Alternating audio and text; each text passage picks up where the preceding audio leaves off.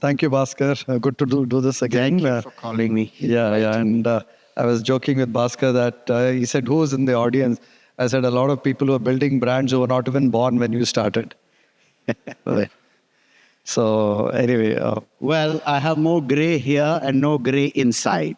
So, So I think it's good to Bhaskar understand. I know a lot of the folks here wouldn't have seen the consumer evolution in the country, and it's good to kind of get that from you, right? So you having seen that. I just jotted down some things that are high up on my mind.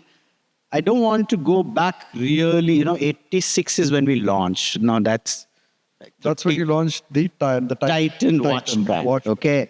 95 was Tanishq, and then one by one Fast Track and Sonata. It was Titan I plus Skin.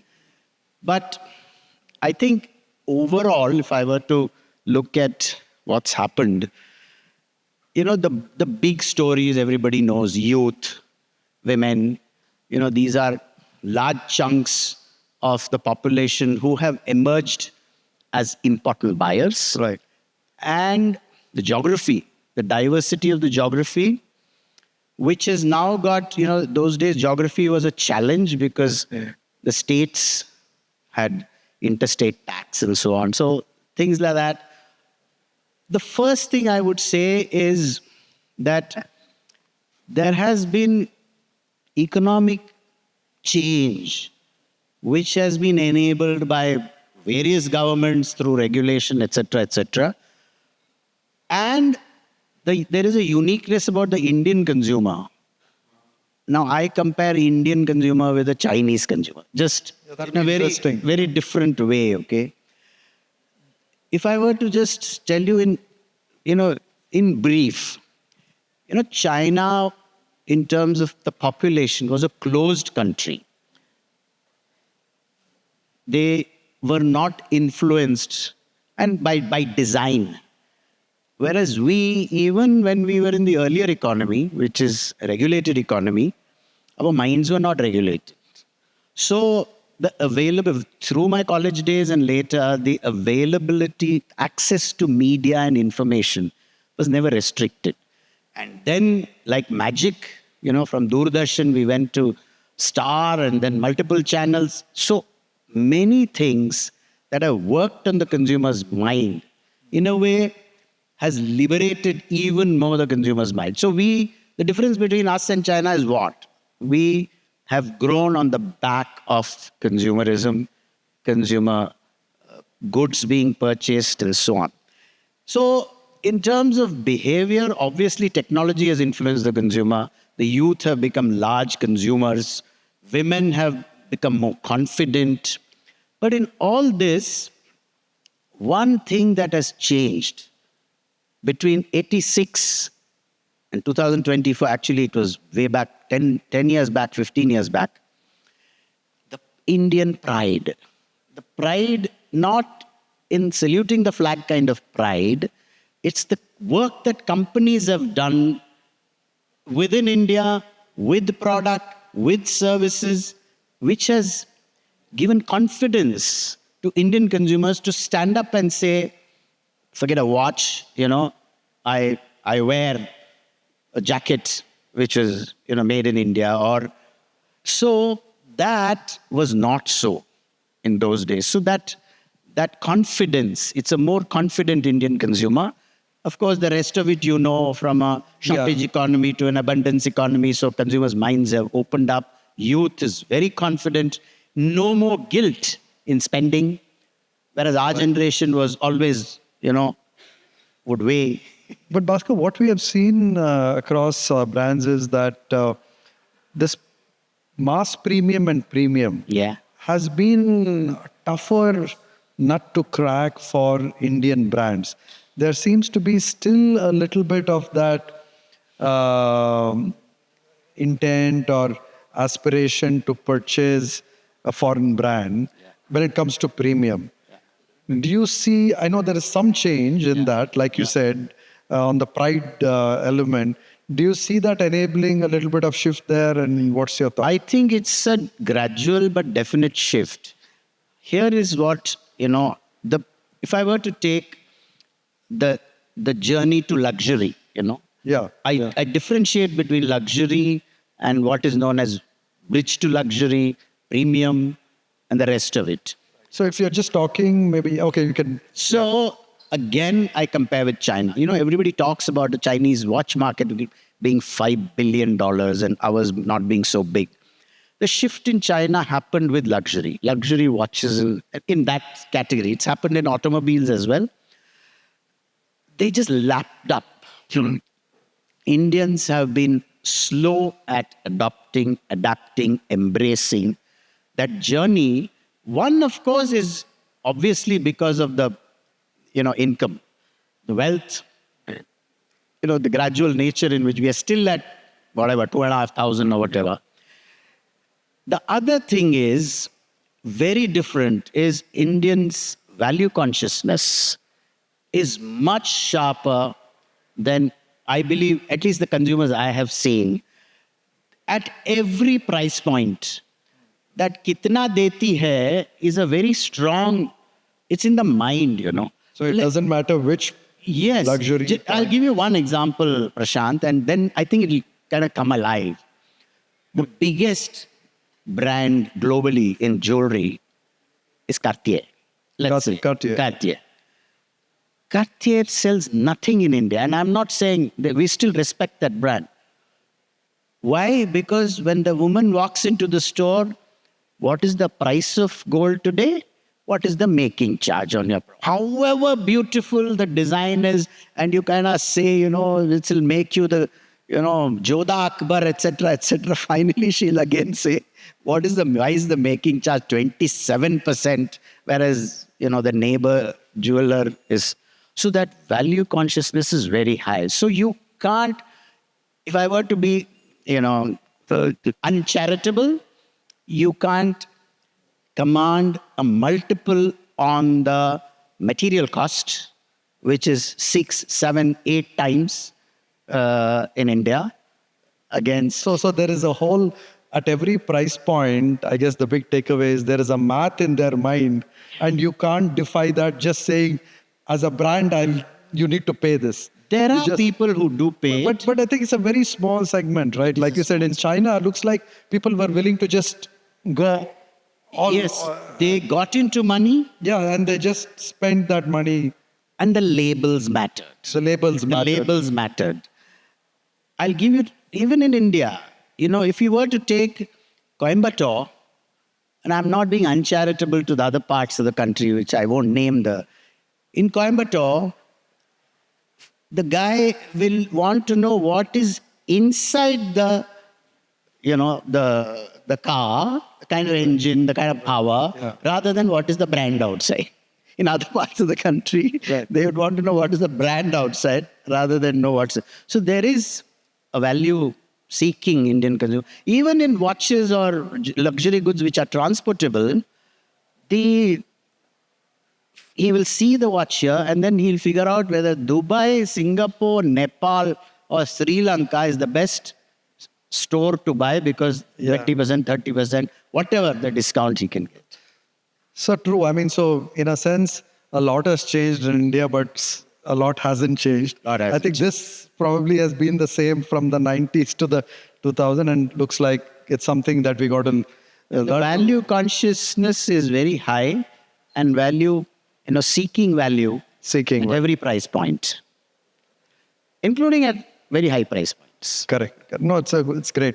No, so just switching gears a little bit in your own journey on, of course, we were speaking about a lot of brands today who start online and then go offline, right? So in your case, it must have been even within the offline world, there were a lot of omnichannel elements, right? It's not just one type of business.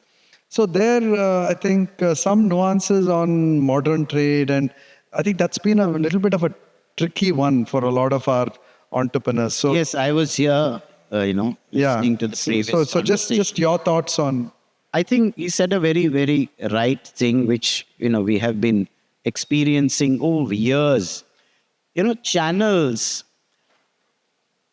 are represent consumer segments. They are not just channels for selling your product. So if I were to take, he called it GT, MT, EBO, and online, let us say. Right. The choice that a customer makes to buy at the EBO, and we have profiled them for so many years. I mean, there's nothing but EBO in Tanishq, let's say, but in the watch business, there is EBO and there is general trade. Both the extremes are there. The profile of the customer who comes into the EBO, into the world of Titan, is very clearly at home. He's decided he wants a Titan watch. The brand has driven him to even consider purchasing the watch. Whereas we call them brand indifferent customers, but they have come to the category. Okay, the people who have come into the category have gone shopping to a Right. modern trade store. So to understand that and respect that, and then what happens? You have to be very careful with the merchandise. What you showcase in that modern trade store, first of all, the spaces that is available is very small. And you don't have control over the store in terms of the experience, the articulation of your brand's proposition, etc., is not fully under your control. And therefore, the brand coming alive in the store. So, but there is still a traffic, and you're leveraging the traffic. Whereas in general trade, it's a very different kind. Even today, the watch shop in Chickpet or in Hazratganj, Lucknow, it's the relationship that old watch store has had with his consumer, Right. Eyewear is like that. Jewelry is like that. It is family jeweler for generations. So it's the comfort and trust, There is, Titan, Tanishq is Tata, all that is there. But still the comfort, they know my family, they know the age of my daughter, when is she going to get married. So they know the taste of this family, etc., etc. And of course, the very wealthy, they don't go to the store. The store goes to them. So it's very different. They're all segments, psychographically different.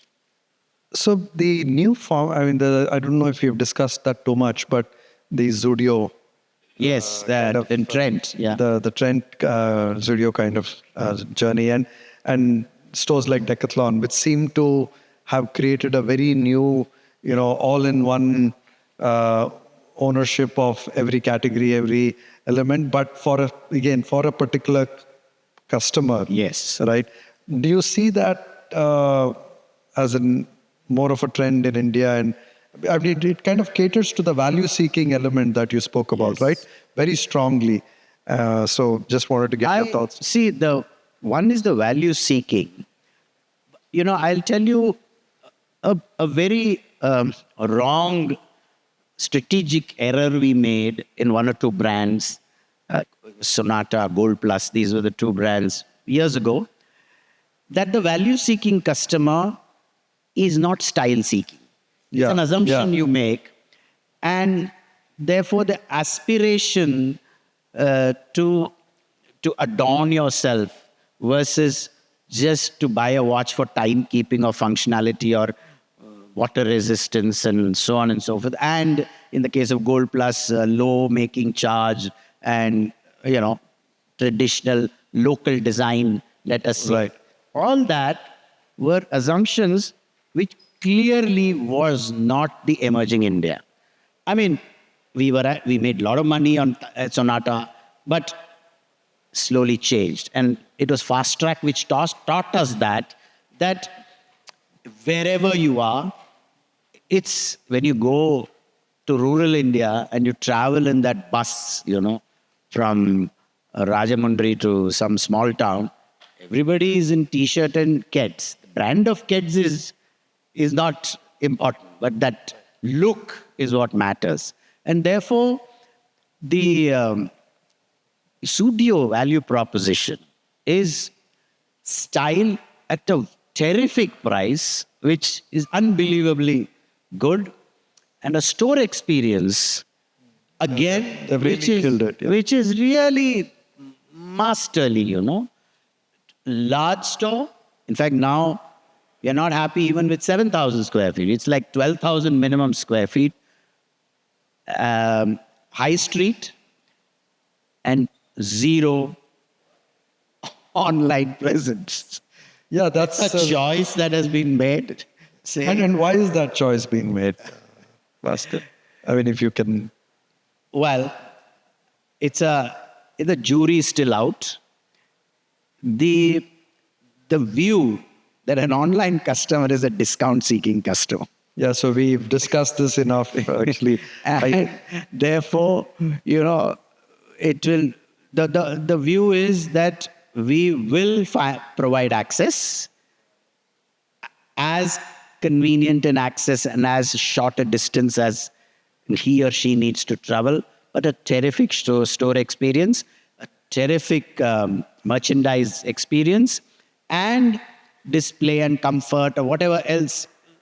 The store itself is smart, but online is a choice. True. So I guess the summary is style matters in India. Yeah. And people are willing to pay a little bit of premium for that style, but still in the bounds of what they see as value.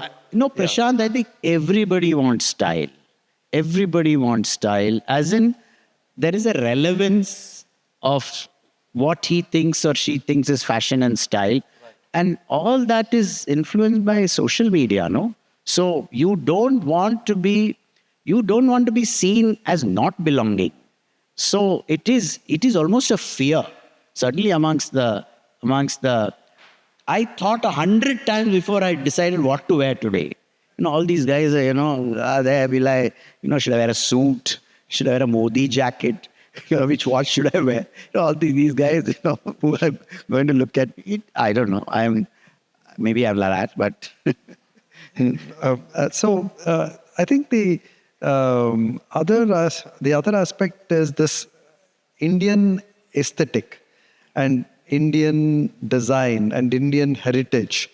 Will that, you think, be something that still customers will value for some time? How much will we kind of transition that whole style element to something global, and how much will we still seek and retain something Indian? What's your thought on that? I think that's a very good question, and I learn from all these questions. I'll take other categories first, and I'll tell you about our experience thereafter. If you were to take food, we can keep laughing at McTicky, which was introduced, McDonald's adapted. Yeah. But that's a small. But even MTV and V Channel, when they came here, they had to Indianize. And that's a good thing. Fusion is what is happening, and what is right is it's not this. India is a big country which believes in this and that. It's not this or that. Yeah. It's always this and that. So, it is not about, the days of going to movies is over. When the technology changed and you had large screens and the experience was different, people watch Endiran first. They want to stand on stage and throw money at Rajini, but at home again they'll watch it 4 times. So it is like that. But in design, when I talk about it, we have 2 experiences. One is Raga in women's watches, which is a choice we made, saying, the world, if you see all the big brands in the world, watch brands, they think their worldview is women want smaller versions of the men's watch in whatever. In the Cartier tank watch will be the smaller version for women. Rolex will be the smaller version of the men's watch. And then we realized in dressing, it's not like that. Women flaunt the especially in India. So Raga, actually, when we thought of, we said, can we have an Indian, design which matches the clothes and so on and so forth. And so Raga is a big brand now it's the only brand in the world which is only for women. Watch this. Interesting. Okay. Then in Tanishq, it's very clear, very clear. Over in 95 when we launched, we made a very big error, We brought, like we did in watches, we brought international designs into the Tanishq store. 7 years it took us to wipe out those losses. Okay? You have to, the category truth in India, in any category is first you have to go into the category, understand, So even today, 99% of merchandise in jewelry that is sold is Indian, traditional Indian. In Zoya, we dared to go a little beyond, but even there, it's an Indian interpretation of Paris or, Egypt. So some fusion you think will always... It will go that way. Again, I'm talking about, finally, Titan is a mass marketer. So it's the 1.48 billion that we are looking at, not the creamy layer at the top. The creamy layer at the top has this, I think a choice we made in the company is that we are an inclusive company, not an exclusive company. We don't exclude anybody. Right. Therefore, but there are companies who can make a choice, but you have to have courage. You have to have courage to run the long race. You have to have stamina and say that I'll... So, Bhaskar, the last element I wanted to cover is this thing that we keep discussing, when will we have a global Indian brand, right? Unfortunately. Very soon, Tanishq will be... I don't know what you call global, but... No, I think so a brand that really is in, let's say, the top 25 cities in the world. And, all the high streets, whether it's New York, will see a store.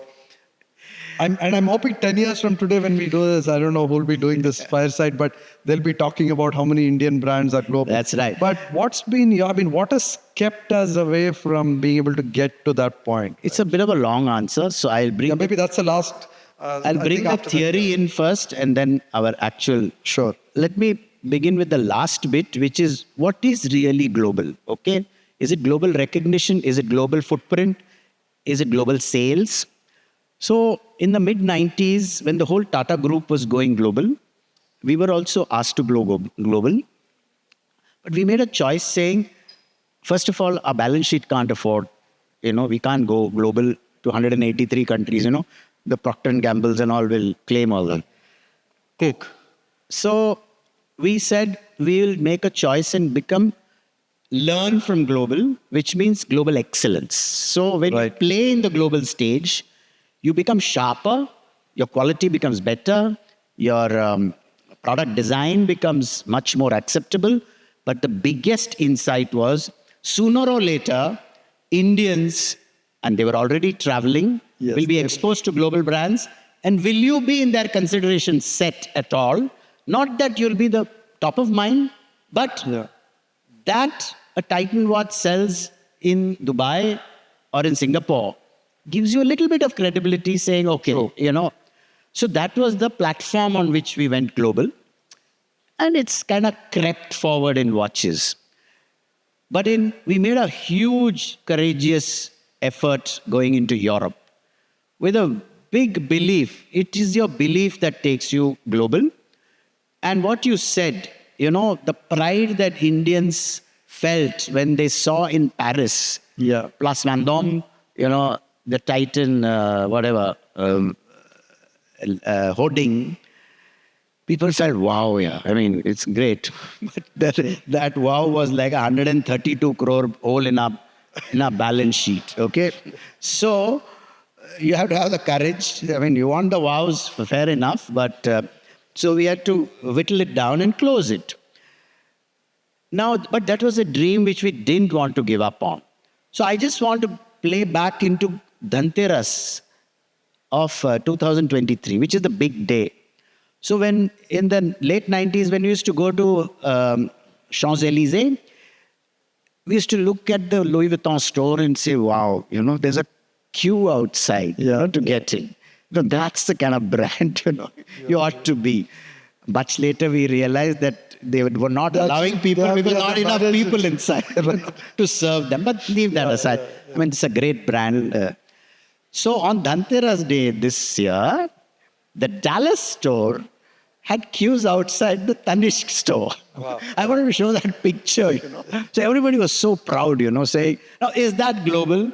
Well, I think it's so part the of it. choice. I think the first lesson I want to which we learned is that the time has come for Indian brands to go global. I think 90s, the credibility of India Was not as a manufacturer of well-engineered products, or the credibility on styling and design was very, very low.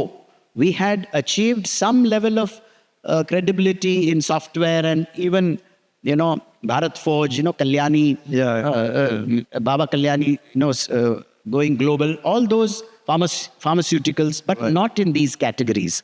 I think today that acceptance is there, and it's happening across. It's happening across music. The last time Grammy Awards, I think. No, so if you're saying if you have... So time has come. So it's all about audacity and... Yes, courage, belief, and a very big, deep pockets. That was the lesson we learned. They said your timing was poor because you couldn't support the losses in Europe. Right.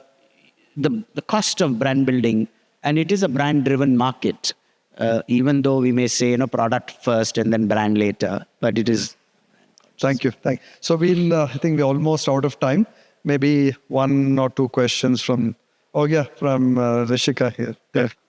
That her question is, with rapidly changing consumer tastes, especially in style, through what people see on social media, how does a company build sustainable design? Design is the style, right? Very good question. And the way large companies have dealt with it versus small companies, how they've dealt with it, I really don't know small companies, emerging companies, how they deal with it. But for years, at least in Titan and in Trent, there is the buyer in Trent and there is the design team in Titan, whose job it is to travel around the world, Barcelona, wherever, the fashion capitals of the world, and get the smell of the place, what is happening. Not that you adopt and adapt immediately. It is, the designer is also a marketer, That is the first, acceptance in a company that you have to have. That the designer is also a marketer, and the marketing team and the design team, merchandising team and the design team have to work together. In fact, in Titan, it goes beyond. It goes into manufacturing, because Titan is a manufacturer. Because manufacturability of a product, if it is not there, you can design the best clothes. However, there are companies which will flog a design for longer than a season, and there are companies which will just... At the end of season, there's no end of seasons, SEOSS. No 20% off, no 40% off. They just ensure that their supply chain is responding to actual sale. So if your supply chain is lean, you don't end up with excess stock. So that's the way. So you make the right number of a style and then make sure that it sells through. If it doesn't sell through, don't discount.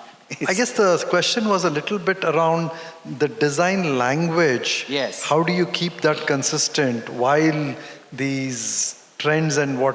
so there has to be some continuity in language, and how difficult is that? Yes. In this very fast-changing The trend. design language, I can tell you, in watches, it's really challenging. The design language of a Fast Track versus the design language of a Titan versus Raga, totally different, and it is structural. That is, you just have brand heads who are separated, so they own the consumer, right? And so it is their job to brief the design team. So you do that by creating new lines just within... One is new lines, but each of them understanding their consumer cohort or segment deeply and therefore making choices of what they will not do, not just what they will do. It is both. Structure is also important. Yeah. So last question, one type. Okay, over there, one question.